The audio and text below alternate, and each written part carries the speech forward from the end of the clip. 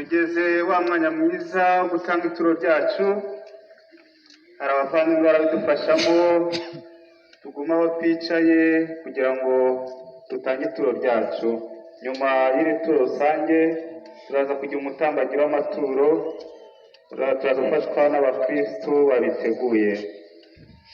C'est le moment maintenant de réfectoire. Nous allons inviter à tous ceux prévus pour nous aider. Restons dans nos endroits, là où nous sommes assis. Ils vont nous rencontrer là-bas.